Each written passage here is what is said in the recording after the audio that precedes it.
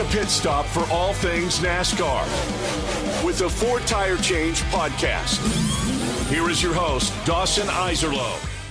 All right, guys, what's going on? Four Tire Change, Dawson Iserlo with you, coming at you with a little bit of a remote setup, but wanted to get this video out, of course, previewing the Daytona 500. It is just a couple days away. We're going to be back all year long helping you out here on Four Tire Change, keeping you up to date with the NASCAR Cup Series.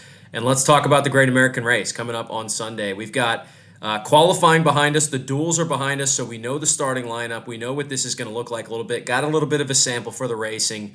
And we find out who the open cars were that we're going to get in, and there was no shortage of drama there. So let's get right into it. Kyle Busch wins the pole, and look, the speed that the number 8 team showed is honestly incredible. I mean, if they were so much faster than the field. Now, qualifying setup versus the race, and we know you're not going to run away from anybody at Daytona, so what does it end up meaning long-term? Who knows, but he's certainly got a really fast race car, and of course, Kyle Busch, 20 tries. I mean, it would be incredible if he ends up finally getting over the hump.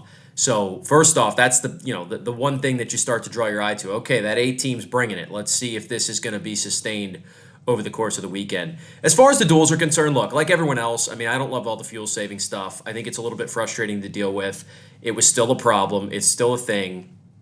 We had some intrigue in these duels.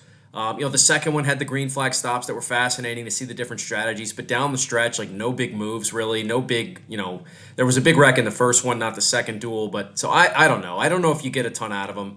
I think it's good to have the cars back out on the track and kind of have a showcase before we get to the real thing. These guys get the experience of being out there, and that I think can hopefully improve the racing on Sunday, but all in all, I don't know if you get a ton out of them, right? Joey Logano, Chase Elliott win them both. Those are guys that are going to be in the mix, no doubt. They're going to start third and fourth here on the second row. So those guys will have an opportunity. I think that's fair, and to think that maybe that's a good sign for both of them. Chase, hasn't been the greatest super speedway racer in his career, so nice for him to be up front, although he has had some success in the past. He's not like he's never been up there, but Logano, we know, is really has a great track record at these things, and he's going to be in the mix, so that's no surprise. The open cars that got in, so we'll start with speed. Corey Heim, Justin Allgaier get in on speed. Now, there was some drama there at the very end about who was going to get in and whether or not LaJoie was going to have a chance to run for it. And then in these open races, that's where the drama starts happening. It's LaJoie's going to get in until he's not because he wrecks at the end. And Casey Mears floors it and gets there.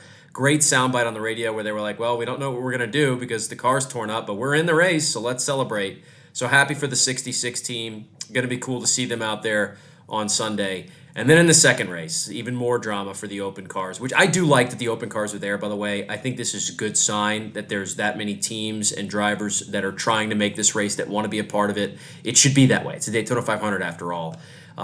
Say what you want about all the charters getting in and, whatever it is. We can deal with that stuff later. But I like the fact that 46, 47 cars showed up with the idea of running in this thing. I think that's a good thing, right?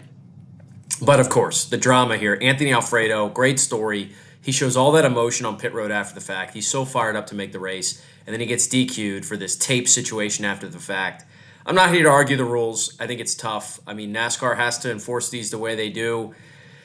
It's just such a bummer, man, for him. Now, the good news is I think you get an equally good feel-good story. BJ McLeod didn't have a sponsor on the car, just running the plain black number 78. We know he sold his charter. He still wants to be involved in NASCAR, so it's great that BJ gets in as a result. But you feel for Alfredo. I saw people suggesting maybe BJ should let Alfredo run his car because we know BJ in the past has been very willing to try and help drivers out and just wants his team to be represented. I don't know if we're going to see that, but regardless, one of those guys is going to, was going to be in and one was going to be out, and Alfredo ends up getting DQ'd after the fact. It's a crushing blow for him, but the number 78 team does make their way into the field. So that stuff is interesting. You have a ton of cars that are going to be starting at the back. I'm interested to see how track position goes. The weather's also going to be a factor because we have, some weather systems that are going to be a problem. Hopefully we get the, man, when's the last time we just had a Daytona 500 Sunday that we didn't have to check the weather all day? I don't think we're going to get one of those. At the very least, we're going to have to be keeping an eye on it all day long. So that's a bummer, but hopefully it's going to, this race is going to get in without too many hitches, and I think it's going to be a fun time. As far as the winner, I was going back and forth on this in my head. I think I'm actually going to pick Chase Briscoe. He qualified up front. He's going to have a good starting position. The 19 teams building momentum. I think it could be a real breakout year.